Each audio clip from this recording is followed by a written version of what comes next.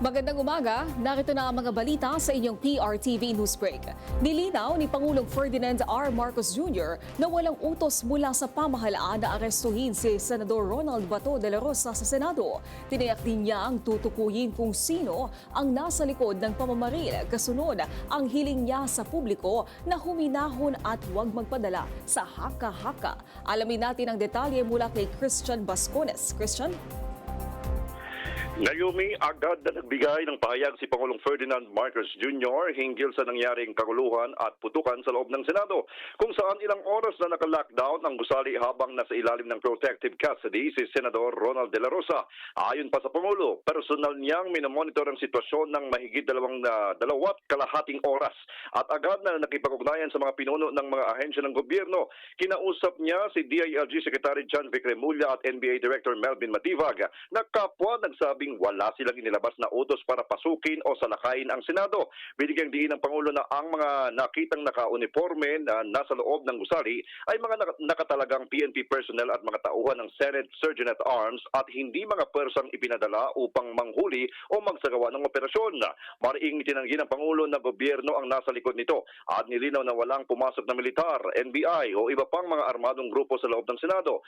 Aniya, mahalagang mapanatili ang pagiging kalmado ng publiko habang tinitipon ng mga ebidensya upang matukoy kung sino ang may pasimuno ng kaguluhan at ng mga nagpaputok ng baril sa loob ng Senado.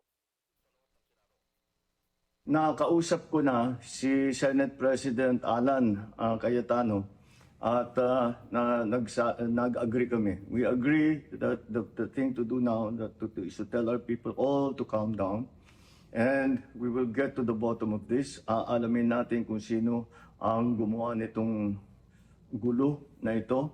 Ito ba ay talagang nagka-inkwentro lang o ito ba ay may kasama sa mga distab o nagsusimula ng gulo? Kailangan po natin malaman yan. Kaya mag-iimbestiga sabay ang Senado at saka ang PNP tungkol dito. At masasabi ko lang at para hindi po mag-alala ang taong bayan, hindi po gobyerno ang gumawa nito. Naomi, samantala, magsasagawa ng closed-door meeting ang Pangulo kasama ang mga head of agency patungkol sa naturang insidente. Ngayong umaga yan magaganap, inaasahang haharap siya sa media pagkatapos ito para mag-report ng anumang tinalakay at hagbang ng pamahalaan bago pa man tumungo sa Pampanga para sa nakaschedule na aktibidad niya. So yan na muna ang ulat mula dito sa Palasyo. Balik sa iyo, Naomi. Maraming salamat, Christian Bascones. Dumako tayo sa Senado at alamin natin ang pinakahuling sitwasyon doon mula kay Lestor Aler. Lestor? Ngayon, may nananatili pahigpit ang seguridad na ipinapatupad dito sa paligid, loob at labas ng Senado. Nagsimula ulit pumorma ang mga miyembro ng mga kapulisan mula sa PNP. Kung mapapansin mo sa aking likuran, dito sa Bakat sidewalk, ay nakaposisyon na yung ating mga pulis, dala-dala yung kanilang mga baton at yung shield. Samantala, kung mapapansin mo lang dito sa aking kanang bahagi ay narito pa rin yung mga supporters ni Senator Bato de la Rosa at ng pamilya Duterte, kung saan yung ilan sa kanila ay nanatili pa ng magdamag dito sa labas nga ng Senado. Ang mga empleyado naman dito sa Senado na Naomi ay nagsisimula na rin pumasok, kung saan mas mahigpit yung isinasagawang inspeksyon. Habang ang miyembro ng mga media naman ay hindi rin pinapapasok pa sa ngayon mula nang palabasin ang lahat kagabi matapos umalingaw-ngaw ang mga putok ng baril. Sa Senado, ang nagpakilalang asawa ng sinasabing National Bureau of Investigation confidential agent na umano'y inaresto kaugnay na nangyaring kaguluhan kagabi. Sa ambush interview, sinabi ni Atty. Paulo Nieto na siyang tumatayong abogado, nakatanggap sila ng tawag na nadakit ang kanyang kliyente. Nagpunta sila upang kumpirmahin kung nakatitining nga ba sa loob ng Senado ang agent. Samantala, kwento naman ng asawa niya, nalaman na lamang niya na naaresto ang kanyang asawa matapos na tumawag ang katrabaho nito. Nang tanungin kung ano nga ba ang trabaho nito, sinabi niyang hindi NBI agent ang kanyang asawa at isa lamang volunteer ng ahensya sa loob ng mahigit 5 taon. Hindi sila pinayagang makapasok ng Senate Office of Sergeant at Arms sa gabi o madaling araw kanina.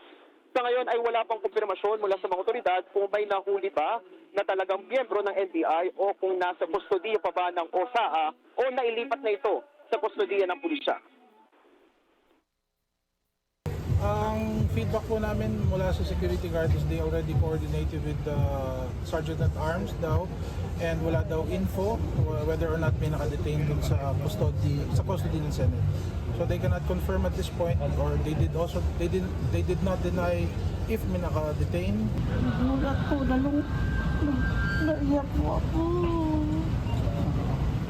Tinawagan po ako nung kakasama niya pong volunteer din po na yung nga po, inaresto daw po siya. Sa ngayon na yung Mino, mapayapa pa yung sitwasyon dito sa labas ng Senado at wala pa tayong ine-expect na programa o kilos protesta maya-maya o sa susunod pang mga oras na yun.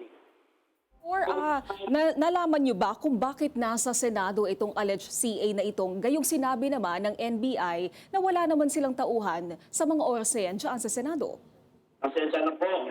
Naubos na po ang Naomi, sa mga oras na ito, no, bagamat yung nangyari nga kahapon no, na tensyon sa pagitan ng mga pulisya at ng mga supporters ni Duterte, Pamilya Duterte at ni Senator Bato de la Rosa, ay ayon sa Pasay PNP, ay nakadeploy sila ngayong araw ng 500 na police personnel dahil nga sa hindi nila inaasahan o wala silang inaasahan na expected na rallies o kilos protesta o programa. Pero kung mapapansin mo sa aking likuran, ayan, parang nagsisimula na yung kanilang kilos protesta o programa ngayong araw. Pero pagdating naman doon sa kapayapaan o yung ating challenges doon sa mapayapa at kaayusan dito sa paligid ng labas o paligid ng Senado ay wala pa namang threat sa mga oras na ito, Naomi. Lestor, nagkaroon ba sila ng pagsisiguro na hindi mauulit yung nangyari kay former Senate President Soto na kinuyog daw kagabi? Okay, sige. Naomi, yung sa NBI naman, no, yung sinasabi na nahuli o naaresto. Sa ngayon kasi wala pa tayo nakukuha ang konfirmasyon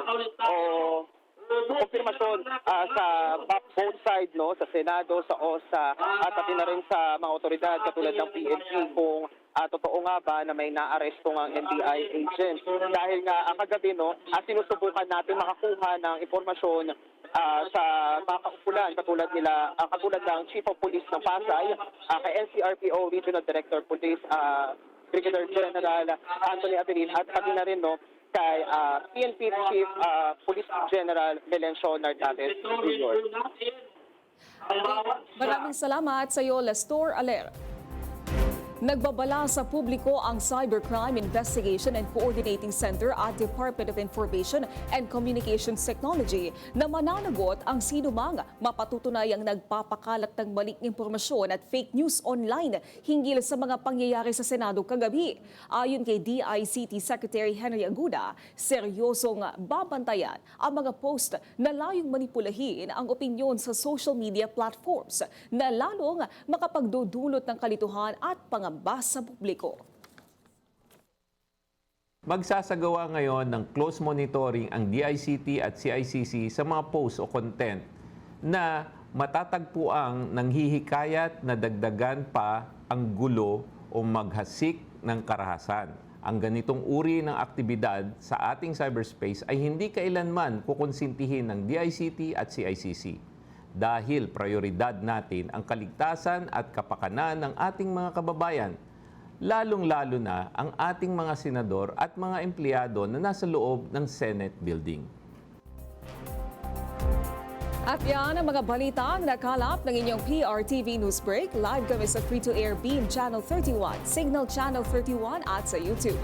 Tumutok din sa aming social media accounts sa Instagram, Facebook at TikTok sa @PRTV Prime Media. Ako po si Naomi Tiburcio. Magandang umaga.